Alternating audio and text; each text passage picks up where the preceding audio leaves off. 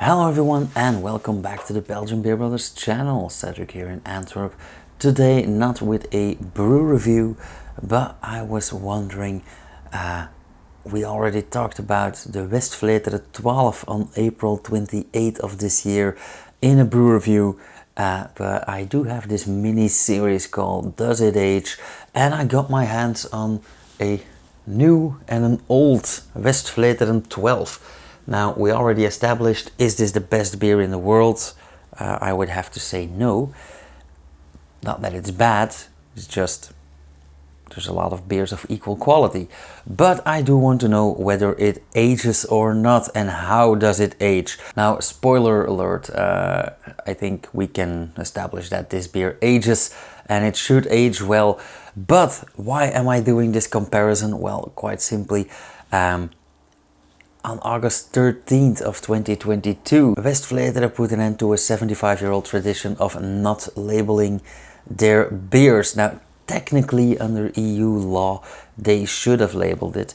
But on the other hand, technically a beer over 10% ABV doesn't have to mention the ABV, and they still do that.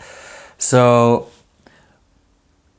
this one is a relatively new one. This one is probably bottled in, I would have to say, early 2023, because it has a best before date of March 26. I do think these are very lovely labels, by the way. Yeah. So, yeah.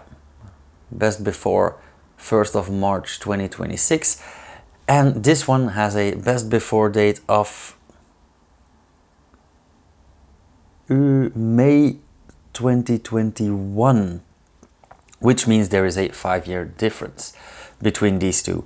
That is why I took out my trusty Trappist taster glasses. These are 18 centiliters.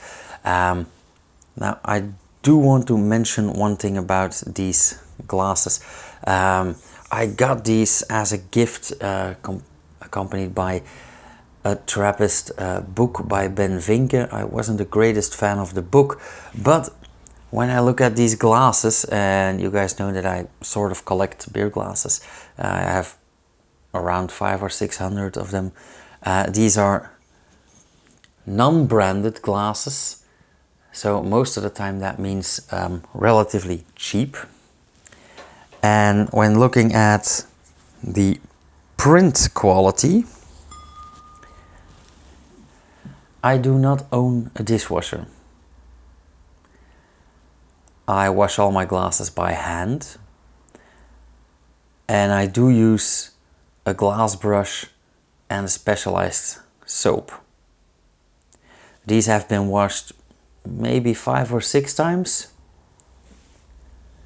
Look at the detail. So yeah, print quality horrible. So technically, if I want better quality glasses, I'd rather take my Gouden Carolus chalices. They are a bit dusty. There we go. So that all being said, let's start with the old one first. Just for the pour.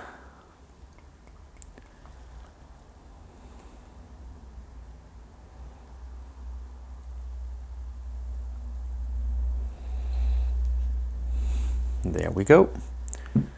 Now I do have this habit of turning the label to the front. Yeah, tough luck. And then I would say a brand new one, but yeah, it's not that brand new anymore. But nonetheless, a recent one. Ooh. First difference already very visible. The effervescence, the liveliness, the amount of bubbling and purling, quite different. Now, This one I got from my uncle who visited the brewery last summer. This one I got from friends who have a crate in the cellar. Yeah, so I know where they came from. I know how they've been stored. That might not be a problem. This one is very, very, very lively. I see a whole lot of purling, a whole lot of bubbling going on. A nice, actually ruby red color. Nice beige foam, a lot of foam, mixed densities, but mainly tiny bubbles. This one, I would say a bit lighter. And a tiny bit less bubbling going on. It's not as aggressive. Of course, less foam, also dissipated a tiny bit already. And when it comes to color, I do get the idea that this foam is a bit more creamy. But that's not that odd, that's not weird. So scent wise,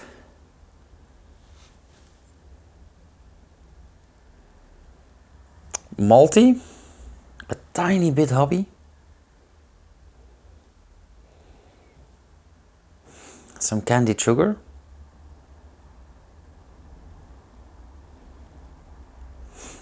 that about sums it up. A lot of carbon dioxide, but we've already established that.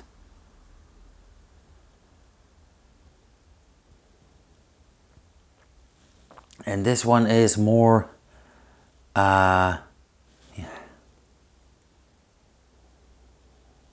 also rather sweet, but not necessarily sugary. This one is more like Porto, like a tawny or a ruby Porto. A bit more alcohol, less carbon dioxide, not hoppy at all. Also not malty anymore. So this one is more, yeah, like Porto. And this one is more younger beer. So that does tell us something about the flavor. Let's have a taste.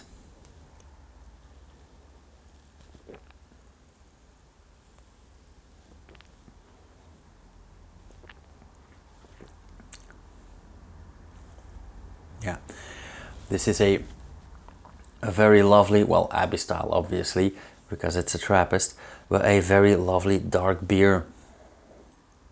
I do get the candied sugar in the aftertaste or in the back of the throat. Also quite boozy, quite alcoholic, very warm in the back of the throat, the roof of the mouth, all the weaker spots.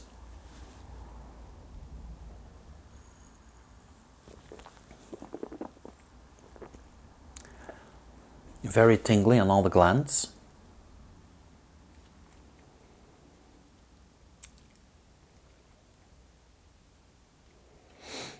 Yeah.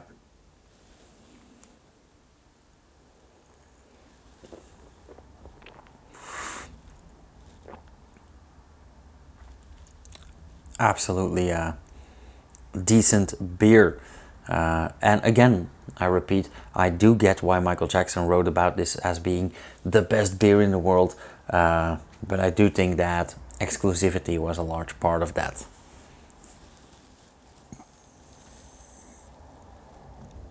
Next up, it's older brother, 5 years apart, just like me and my brother, by the way.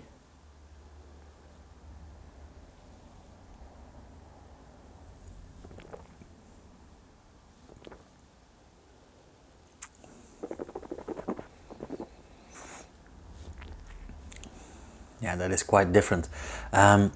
This one is a lot more vinous. It has less leftover sugar. It's less dense as well, but that is of course because of the less sugar. Now, this really leans towards wine or Porto, just like in the nose, which is no surprise. But I do say it has less leftover sugar, but it is sweet, but fruity sweet. So this is more like berries and grapes, also some tannins.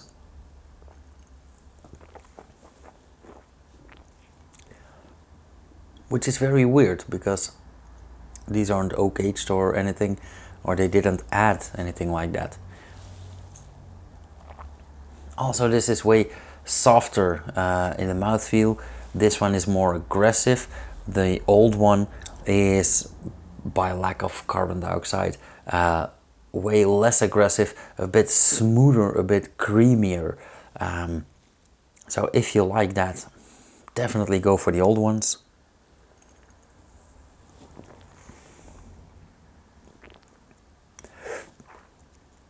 Yeah, this is definitely aged, very, very aged.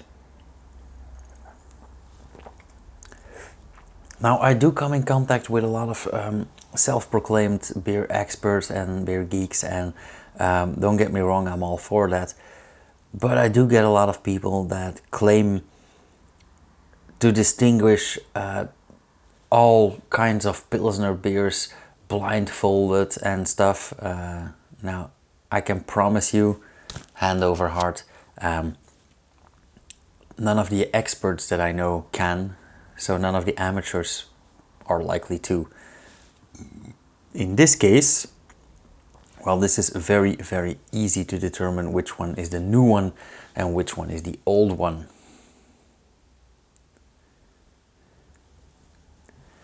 Just by mouthfeel alone, by scent, by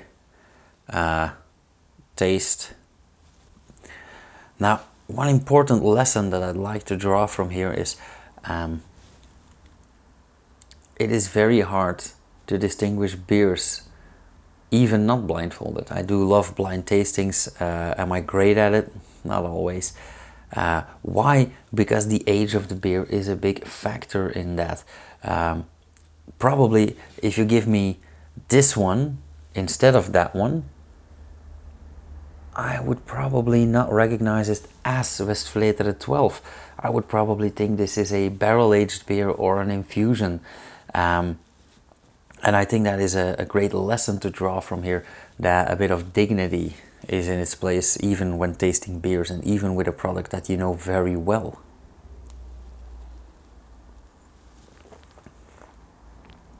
Now, as for my taste,